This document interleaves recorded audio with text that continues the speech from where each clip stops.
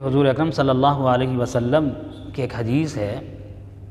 اس حدیث کی روشنی میں اساتذہ کے تقرر کی گفتگو کروں گا انشاءاللہ۔ معزز ناظرین کرام، آج کی ہماری اس نشست میں آج ہم گفتگو کرنے والے ہیں مدارس اسلامیہ میں جو اس وقت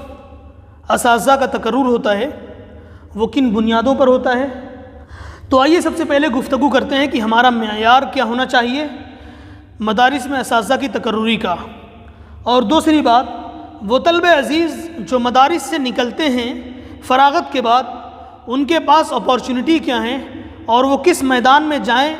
یا وہ میدان عمل میں کس طریقے سے کام کریں۔ اور اس زمانے میں اگر کہا جائے تو بہت ساری جگہوں سے یہ باتیں بھی کھل کر سامنے آ رہی ہیں کہ وہاں آپ کو کچھ خاص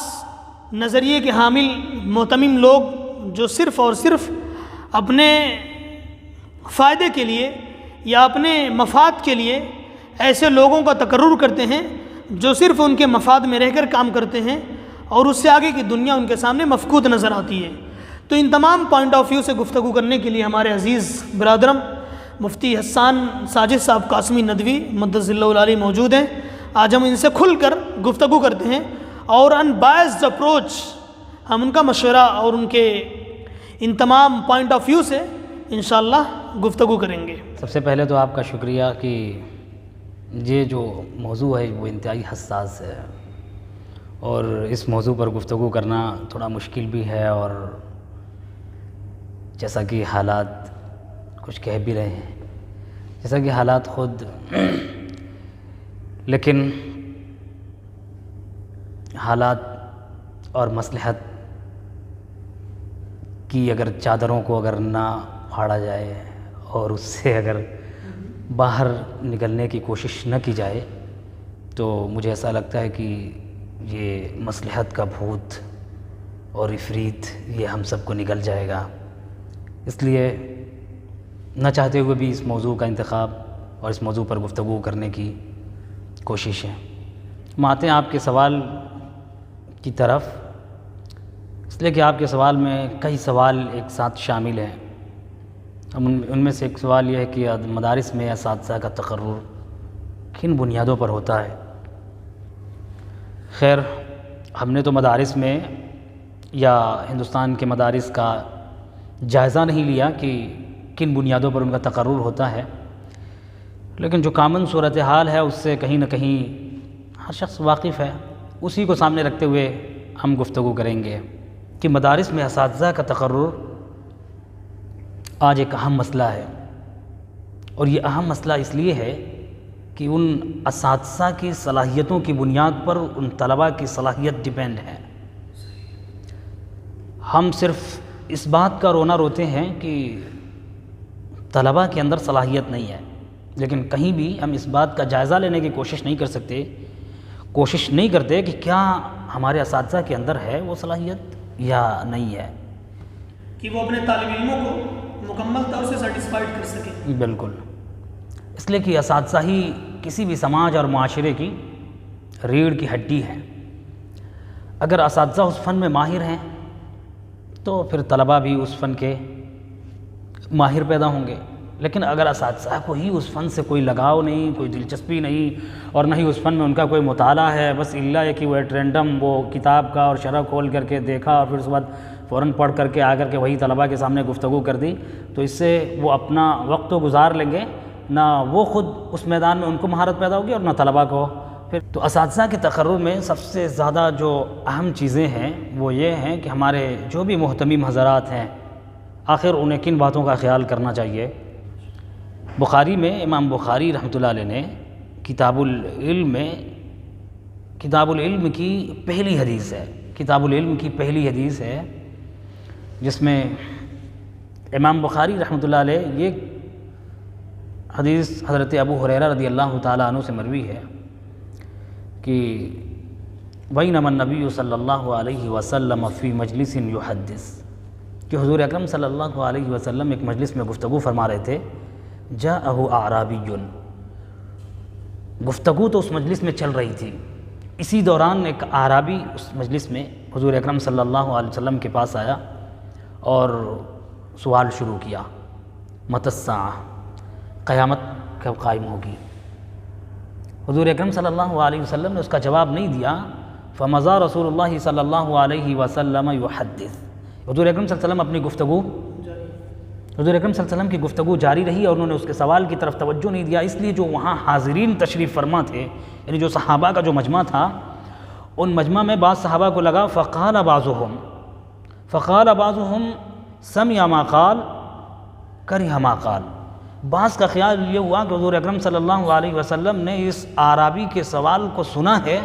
لیکن جواب دینے کو ناپسند کیا ہے۔ وقال بعضهم، اور میں سے بعض کا خیال یہ تھا کہ بل لم يسمع، کہ حضور اکرم صلی اللہ علیہ وسلم نے اس اعرابی کے سوال کو سنا ہی نہیں، اس لیے جواب نہیں دیا۔ لیکن وقضى رسول اللہ صلی اللہ علیہ وسلم حدیثہ، جب حضور اکرم صلی اللہ علیہ وسلم نے اپنی بات مکمل کر لی، قال، فرمایا این السائل عن الساعہ، یعنی قیامت کے بارے میں جو سوال کرنے والا تھا وہ کہاں گیا؟ تو اس نے، جو اعرابی تھا جس نے آ کر کے اس مجلس میں سوال کیا تھا، فوراً وہ کہنے لگا کہ ہاں انا ذا یا رسول اللہ صلی اللہ علیہ وسلم، یعنی اللہ کے رسول میں ہی ہوں، میں نے ہی یہ سوال کیا تھا۔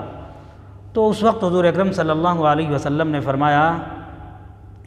فَإِذَا زُيَّتِ الْأَمَانَةُ فَانْتَظِرِ السَّاعَةَ، کہ جب امانتیں ضائع ہونے لگے اور امانتوں کو ضائع کیا جانے لگے تو پھر سمجھ لیجئے کہ قیامت قریب ہے، یعنی وہی قیامت کا پھر انتظار کیجئے۔ اس اعرابی نے پھر سوال کیا کیف اضاعتها، یعنی یہ امانتیں کیسے ضائع ہوں گی حضور؟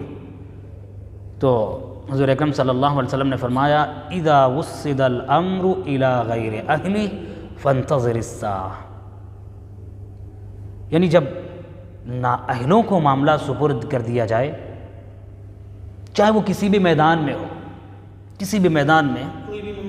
کوئی بھی منصب ہو، چاہے وہ مسلم پرسنل لا بورڈ کی صدارت ہو، چاہے وہ دارالعلوم کا اہتمام ہو، یعنی اعلیٰ ہائی کمانڈ سے لے کر کے نیچے تک کے چھوٹے سے چھوٹے منصب کا اگر وہ اہل نہیں ہے تو وہ پھر وَإِذَا وُسِّدَ الْأَمْرُ إِلَىٰ غَيْرِ أَهْلِهِ فَانْتَظِرِ السَّاعَةَ، تو پھر قیامت کا انتظار کرنا چاہیے۔ یعنی حضور اکرم صلی اللہ علیہ وسلم نے امانت کے ضیاع کو قیامت کی علامت شمار کیا۔ صحیح؟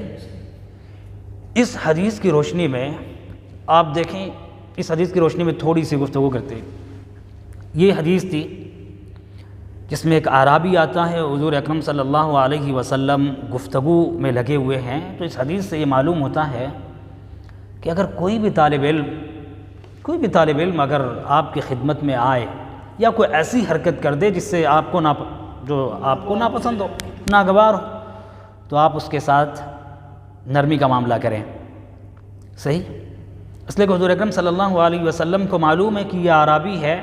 اور وہ آ کر کے مجلس میں سوال کیا، تو حضور اکرم صلی اللہ علیہ وسلم نے انہیں ڈانٹا نہیں،